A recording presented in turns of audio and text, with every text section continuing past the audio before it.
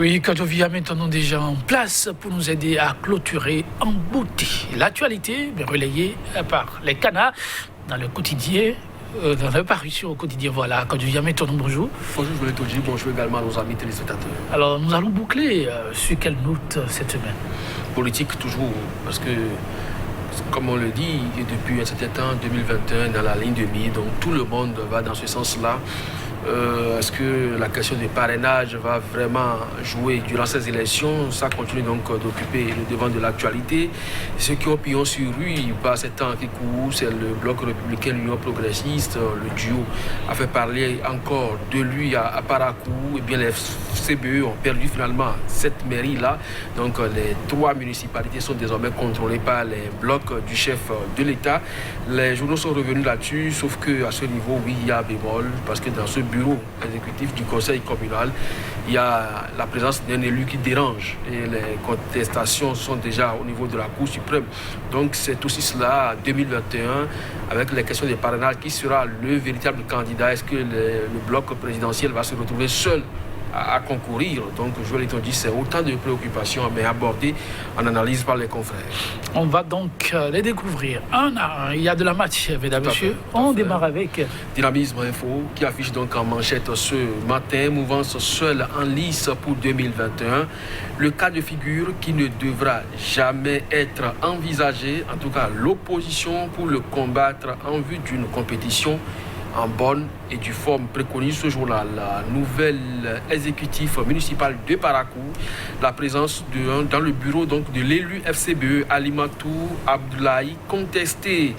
Le journal Dépêche qui suit donc le Dynamisme Info, qui affiche donc en manchette Dépêche ce matin: Bénin, parrainage du président et du vice-président, simple cooptation ou vraie élection en 2021, s'interroge ce journal. Et puis Bénin, politique et société, Julia Akpa, qui rappelle à la posture que doivent incarner les autorités morales. L'audace Info, intelligent, critique, exposé par Maître Ernest Akwesson après 60 ans de l'accession de notre pays à la souveraineté nationale. Le Bénin est-il devenu une jungle, s'interroge ce journal. Alors, le journal Le Confrère de la matinée, tout comme Ouattara en Côte d'Ivoire, écrit en manchette: Patrice Talon sera candidat à sa propre succession. La remise en cause de la parole donnée, constate simplement le journal de Sondé Félix Pépéripe. Le matinal, cette fois, population de Malanville et environ. Vigilance, le fleuve Niger en alerte rouge. Et puis, municipalité de Parakou, la majorité BRUP reprend la main. Le nouvel observateur, après 60 ans d'indépendance, Maître Ernest Akwesson, eh bien, le développement du Bénin passera nécessairement par la décentralisation, la déconcentration et la territorialisation. Supposé classement des 6 personnes les plus riches du Bénin, sévère mise en garde de Denis Dieudonné Soglo contre les auteurs de cet audio fake news. Le journal Le Télégramme, élection du maire de Parakou, Zimé Inoussa remplace Aboubakar Yaya, l'ancien maire Charles Toko élu premier adjoint au maire. Le journal L'Écho, Info, mystère autour de la rénovation du palais de la présidence. Juristes et enseignants adressent une lettre ouverte aux députés du pouvoir. Cette rénovation du palais donne-t-elle lieu à une magouille? Beaucoup de zones d'ombre entourent les travaux. L'Assemblée nationale vivement interpellée. La volonté populaire des unes encore étranglée à Parakou. Aboubakar Yaya a perdu son fauteuil. Inoussa Tchabizime, désigné nouveau maire de Parakou. Les hommes finissent toujours par payer leur compromission politique dans la douleur, conclut ce journal. Matin libre, nouveau pacte national. Yvon répond à la diaspora béninoise et puis rénovation du palais de la présidence. Les députés muets sur la question des informations sur sa personne. La réplique de Soglo à ses détracteurs. Nassiara pour terminer. Reprise des élections à Parakou. Une gouvernance aux couleurs de la Russie. Charles comme Poutine. Inoussa comme Medvedev. Et puis suscitation d'un second mandat. Talon est-il vraiment demandeur? Merci à vous, Kodovi Ametono. Et qu'est-ce qu'il y a de la matière? On démarre avec, pourquoi pas, la question de la présidentielle de 2021 sous l'angle du parrainage avec la dépêche.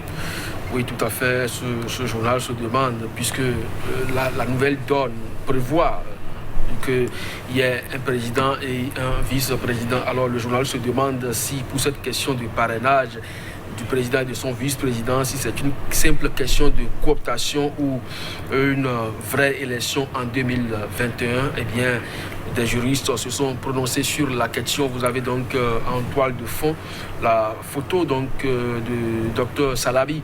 Donc c'est dire que déjà des voix s'élèvent à ce niveau-là pour apporter donc des clarifications aux lecteurs et également aux citoyens lambda qui continuent donc de s'interroger sur la donne. Mais toujours est-il que dans le cas d'espèce, eh bien, le vice-président n'a pratiquement aucun titre, donc un titre honorifique qui le fait vice-président, parce que quand vous lisez un peu les contenus donc, de ses attributions, eh bien, c'est le chef de l'État qui gère tout, et c'est quand véritablement il ne sera pas là pour cas de force majeure que le vice-président aura quelques attributions. Donc de ce point de vue, est-ce qu'il faut aller chercher donc un ami proche pour dire bon, tu me suis, on va aux élections et puis toi tu es à côté de moi, pour que éventuellement je te délègue certaines responsabilités, sans quoi on ne sait pas véritablement s'il y aura élection à cette fin.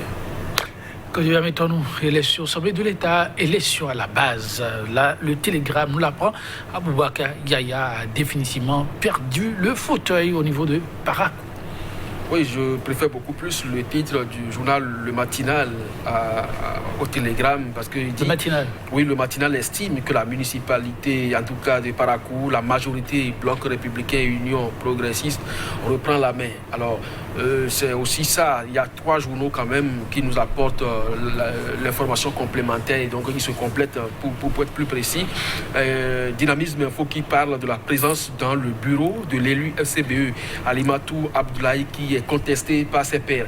Alors je vous l'ai dit, quand vous mettez toutes ces informations ensemble, vous voyez donc que c'est un mélange hétéroclite qui ne dit pas son nom et qui dérange aussi à la limite, parce que il y a des municipalités où les positions des partis politiques étaient pratiquement en ballottage. Et là, en son temps, on avait estimé que les blocs républicains et Union progressiste ne devraient pas entretenir une certaine collaboration avec les forces Kori Bénin émergent. Résultat, et à quelques voix après, ils ont donc constitué l'équipe municipale, l'exécutif communal, et sans pouvoir donc tenir compte de la présence des forces Kori Bénin émergents dans ces communes satellites. Mais lorsqu'il s'agit maintenant de la municipalité, peut-être pour taire quelques querelles et également calmer certains citoyens des fiefs de ces acteurs, on a dû insérer dans leur rang et quelques élus des forces Kori Bénin émergents. Alors, à partir de cet instant, on est en droit de se demander d'où ils sont allés trouver donc ce génie pour désormais collaborer avec les forces Kori Bénin émergents, puisque le postulat de départ était qu'on ne va pas donc s'entendre avec eux pour une quelconque gestion.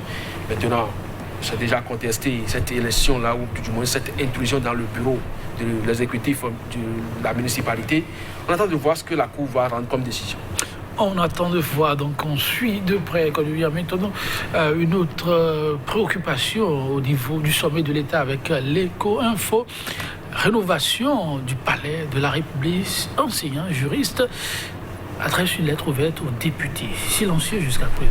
Oui, ça graisse les dents depuis que ce 1er août, on a montré sur les réseaux sociaux et sur certaines chaînes de télévision, eh bien, le nouveau visage, le nouveau look de cette présidence construite par Mathieu Kérékou, habillé par Bouri Yahi et aujourd'hui déshabillé et rhabillé par le président Patrice Talon. Alors on a cassé, on a mis des carreaux en or là où il le faut et on a acheté des fleurs et des meubles de l'extérieur pour pouvoir donc décorer aussi bien l'extérieur que l'intérieur. Alors tout ça c'est beau. Maintenant, est-ce que c'est ça l'urgence? C'est beaucoup plus cela qui a préoccupé dans un premier temps certains citoyens, mais d'autres aujourd'hui se préoccupent beaucoup plus de ce que tout ça a coûté aux contribuables béninois. Et je crois que c'est de bon droit, vous l'avez rappelé ici, la reddition des comptes aussi, ça passe par là, parce que le chef de l'État, qu'on le veuille ou non, il est quand même au service du peuple. Et donc le peuple, il doit du moins des comptes à ce peuple-là. Donc si effectivement il engage des dépenses à une certaine hauteur pour embellir cette présidence qu'il a présentée à ses concitoyens qui n'arrivent pas à joindre les deux bouts et à qui il demande tous les jours de serrer la ceinture, il serait quand même de bon ton et qu'il puisse donc leur dire également, voilà, la modique somme qui a servi donc à cette rénovation, et là tout le monde sera quitte. Donc de ce point de vue, je ne crois pas que ce soit trop demandé aux parlementaires qui sont donc autorisés à demander des comptes au gouvernement de se sortir de cette question, eux qui sont jusque-là restés muets. Eh oui, gouvernance au sommet de l'État, toujours on y est, l'audace info nous rapporte l'opinion de Maître Akwisson. Le Bénin serait-il devenu une jungle? Oui, cette question a son pesant d'ordre à partir du moment où on sait très bien qu'il y a des processus qui participent quand même du développement déjà à partir de la base. Donc nous avons adopté depuis 2013 la décentralisation sous toutes ses formes. Maintenant, est-ce que véritablement on vit la décentralisation? C'est la grosse interrogation. Aujourd'hui, l'État central a enjoint les communes de ne plus procéder aux nominations. Donc le maire n'a plus vraiment droit de procéder à quelque nomination que ce soit. Il ne peut donc plus ordonner les dépenses comme cela se doit. C'est une agence logée quelque part et qui doit désormais gérer les communes. Alors, où se trouve donc l'autonomie de ces communes, de ces collectivités locales qui, en principe, suivant le processus de décentralisation, devraient disposer de leurs ressources propres, même si l'État peut affecter des percepteurs, des receveurs-percepteurs donc, pour suivre donc, la gestion des finances, puisque l'orthodoxie financière obéit également à des règles que l'élu communal n'est pas forcément censé savoir. Maintenant, que l'État mette en place une agence pour gérer les collectivités locales, ça pose problème. Maintenant, il y a aussi des projets qui relèvent de la gestion des collectivités locales, mais que le pouvoir central essaie de gérer aujourd'hui, quitte à facturer plus tard à ces communes les coûts de ces réalisations. Vous vous rappelez, Cotonou a été balayé à hauteur de milliards dans ce pays, et donc on a flanqué cela à la municipalité de Cotonou qui doit pouvoir rembourser alors qu'elle n'était pas demandeur. De ce point de vue, on se demande véritablement dans quel régime nous sommes véritablement, et si véritablement les collectivités locales ne sont pas prises en otage par un pouvoir central et qui finalement donne l'impression que nous sommes dans une jungle.